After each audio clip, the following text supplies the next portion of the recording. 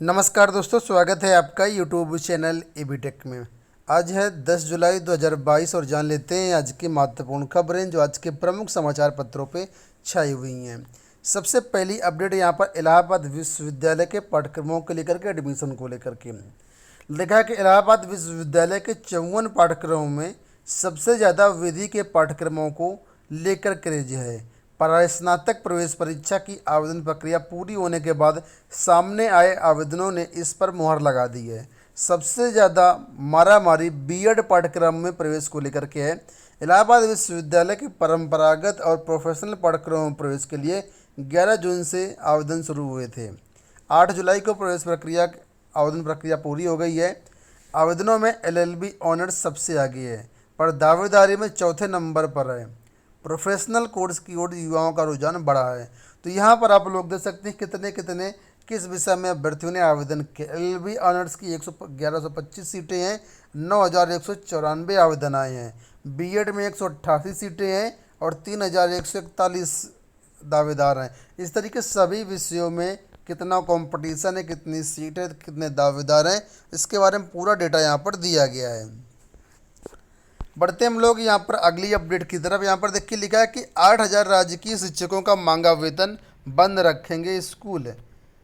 उत्तर प्रदेश लोक सेवा आयोग से चयनित होकर के समग्र शिक्षा अभियान, राष्ट्रीय माध्यमिक शिक्षा अभियान यानी रमसा के विद्यालयों में कार्यरत राजकीय शिक्षकों का वेतन नियमित न होना बड़ा मुद्दा बन गया है। फिर 4 महीने से प्रदेश के 1472 विद्यालयों में कार्यरत करीब 8000 शिक्षकों को वेतन नहीं मिला है। इसके विरोध में राज्य की शिक्षक संघ के आह्वान पर समग्र शिक्षा अभियान के सभी शिक्षक 11 जुलाई को विद्यालय बंद करके अपने अपने जिलों में जिला विद्या निरीक्षक कार्यालय में उपस्थित होकर के वहाँ पर जो है आंदोलन करेंगे और ये मांग करेंगे कि उनका जो वेतन है नियमित किया जाए। इसके लिए देखिए 8000 जो शिक्षक हैं कि एक साथ मिल कर के यहाँ पर अपनी मांग रखेंगे। 4 महीने से 1472 विद्यालयों में कार्यरत लगभग 8000 को अभी तक वेतन नहीं मिल पाया है। युवा मंच की तरफ से एक अपडेट आई है कि रिक्त पदों को भर्ती में शामिल करने के लिए सीएम को ट्वीट। आप लोग जानते होंगे टीजीटी पीजीटी में पदों की संख्या कम है और ये संगठन चाहता है कि ये पद जोड़ दिए जाएं। उसी को लेकर के यहाँ पर देखिए लिखा है कि युवा मंच के अध्यक्ष अनिल सिंह ने सीएम को ट्वीट करके दावा किया है कि शासकीय महाविद्यालयों में असिस्टेंट प्रोफेसर के 17,000 और शासकीय माध्यमिक विद्यालयों में 27,000 पद खाली हैं। इसके बावजूद उच्चतर शिक्षा सेवा आयोग से असिस्टेंट प्रोफेसर के 917 पदों पर विज्ञापन आया है और टीजीटी पीजीटी के करीब 4000 पदों पर विज्ञापन निकाला गया है।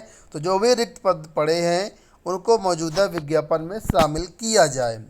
चलिए, बात हुई है टीजीटी पीजीटी की, तो एक अपडेट और आप सभी के लिए है कि टीजीटी पीजीटी में आवेदन करने की आज अंतिम डेट है। 10 जुलाई रात्रि 12 बजे तक आप इसमें रजिस्ट्रेशन कर सकते हैं। इसके बाद कोई भी नया फॉर्म नहीं भरेगा। जितने लोग 10 जुलाई तक आवेदन कर लेंगे वो लोग 13 जुलाई तक फीस पेमेंट कर पाएंगे और 16 जुलाई तक अपना फॉर्म कंप्लीट कर पाएंगे। तो अगर आप टीजीटी पीजीटी में आवेदन करना चाहते हैं तो आज अंतिम डेट है रजिस्ट्रेशन करने की। मौका मत मिस करिएगा, हर हाल में आज रजिस्ट्रेशन कर लीजिएगा। बढ़ते हैं हम लोग अगली अपडेट की तरफ। यहाँ पर आप लोग जानते होंगे कल नेट की परीक्षा हुई है, यूजीसी नेट है, और पहले ही दिन सर्वर धड़ाम हो गया। तो इस सभी समस्याओं को देखते हुए नेट उम्मीदवारों को एक मौका और मिलेगा। विश्वविद्यालय अनुदान आयोग की राष्ट्रीय पात्रता परीक्षा यूजीसी नेट शनिवार को पहले दिन तकनीकी खामियों की वजह से प्रभावित हुई। यूपी समेत देश भर में सर्वर से जुड़ी शिकायतों के बाद राष्ट्रीय परीक्षा एजेंसी ने ऐसे केंद्रों के उम्मीदवारों को दोबारा परीक्षा देने का मौके का ऐलान किया है। यहाँ पर देख सकते हैं इसके बारे में पूरी अपडेट दी गई कि यूजीसी नेट में पहले दिन ही सर्वर धड़ाम, हंगामा। सुबह 9 बजे से थी परीक्षा, दोपहर 12 बजे के बाद आया पेपर। तो कुल मिलाकर के पूरी अपडेट यहाँ पर दी गई है और जहाँ पर अभी अभ्यर्थियों को दिक्कतें हुई हैं वहाँ पर दोबारा परीक्षा कराने का मौका एनटीए की तरफ से दिया गया है। ये एजुकेशन न्यूज़ तो नहीं है लेकिन फिर भी आप लोगों के लिए जानना जरूरी है क्या चल रहा है। तो यहाँ पर आप लोग देख सकते हैं लिखा है आर्थिक संकट से जनता त्रस्त पर राष्ट्रपति भवन पर कब्जा, सर्वदलीय सरकार के लिए प्रधानमंत्री छोड़ेंगे पद। तो श्रीलंका के ये हालात हैं, आर्थिक मंदी से जूझ रहा है श्रीलंका। और उसके चलते आप लोग देख सकते हैं कि कोलंबो में पीएम का घर फूंक दिया है और राष्ट्रपति भागे हैं। राष्ट्रपति भवन पर किस तरीके से कब्जा हुआ है उसकी तस्वीरें यहाँ पर आप लोग देख सकते हैं, जो कि किसी भी तरीके से लोकतांत्रिक देश के लिए बिल्कुल भी सही नहीं है। लेकिन हालात कुछ ऐसे हो गए हैं श्रीलंका में कि जनता भी परेशान हो चुकी है। और नज़ारा आप लोग यहाँ पर खुद ही देख सकते हैं। साथ में साइड में देख सकते हैं किस तरीके से पीएम का घर फूंका गया है। बात करेंगे अगली अपडेट की तरफ। असिस्टेंट प्रोफेसर भर्ती की बात करते हैं तो उच्चतर शिक्षा सेवा आयोग की तरफ से असिस्टेंट प्रोफेसर भर्ती के लिए आवेदन प्रक्रिया कल 9 जुलाई से प्रारंभ हो गई है। जो भी अभ्यर्थी आवेदन करना चाहें तो governmentjobcenter.com पर जाकर के आवेदन कर सकते हैं। साथ में सभी विषयों का सब्जेक्ट वाइज सिलेबस भी डाउनलोड कर सकते हैं। इस बार कुल मिलाकर के 194 कॉलेजों में असिस्टेंट प्रोफेसर की भर्तियां हो रही हैं।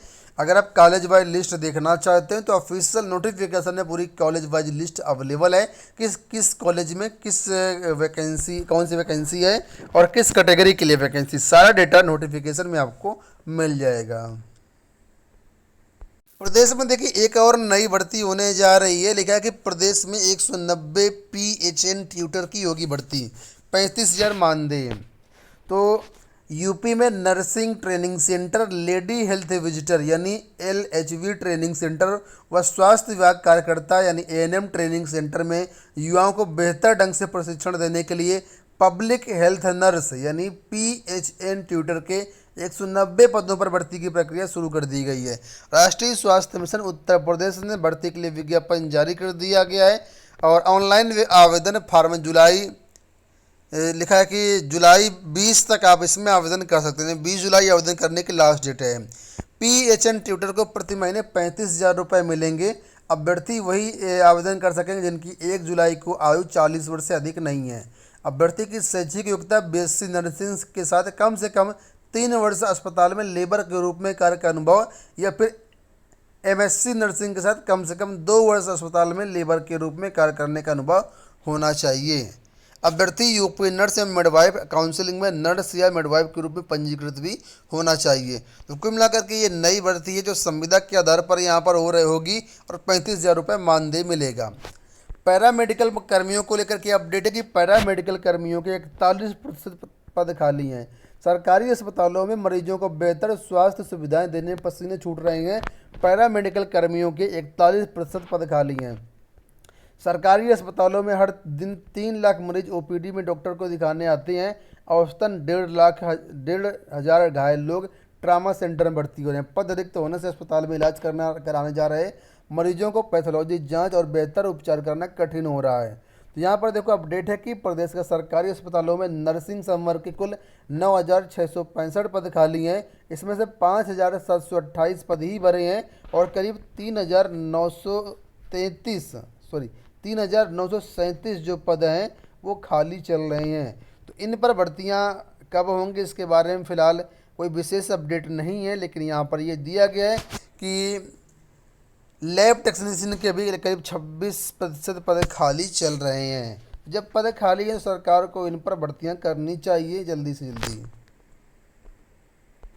भारत में देखिए जो केंद्रीय शिक्षा मंत्री हैं धर्मेंद्र प्रधान जी, उन्होंने कहा कि राष्ट्रीय शिक्षा नीति के बाद अब देश में उच्च शिक्षा आयोग बनाने पर काम चल रहा है।